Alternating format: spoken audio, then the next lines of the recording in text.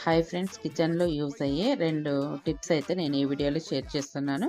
మనము పప్పులోకి గానీ, అల్లం వెల్లుల్లి పేస్ట్ ప్రిపేర్ చేసుకున్నప్పుడు గానీ, వెల్లుల్లి రెబ్బలు ఎక్కువగా మనం క్లీన్ చేయాల్సొస్తే, పొట్టు తీసినప్పుడు మనకి గోరు దగ్గర కొద్దిగా ఇరిటేషన్‌గా ఉంటుంది గదా! అలా గాకోకుండా పొట్టుని ఇలా గనక తీసుకుంటే మనకి ఈజీగా, ఫాస్ట్‌గా కూడా అయిపోతుంది. ఎన్ని వెల్లుల్లి రెబ్బలకైనా కూడా మనం ఈజీగా పొట్టనేది తీసుకోవచ్చు. ఇలా సగానికి కట్ చేసి సగం అయిన తర్వాత పొట్టు అయితే ఈజీగా వచ్చేస్తుంది. తర్వాత ఇంకొక టిప్ వచ్చేసి, ముందర మనకి కాడ భాగంలో హార్డ్‌గా ఉంటుంది కదా! అది కట్ చేసిన తర్వాత మధ్యలోకి ఇలా కట్ పెట్టేసుకుంటే సగం అయిపోతుంది కదా! ఇలా అయిపోయినప్పుడు పొట్టు ఈజీగా వచ్చేస్తుంది. ఈ 2 టిప్స్‌లో మీకు ఏ టిప్ నచ్చిందో కామెంట్ చేయండి.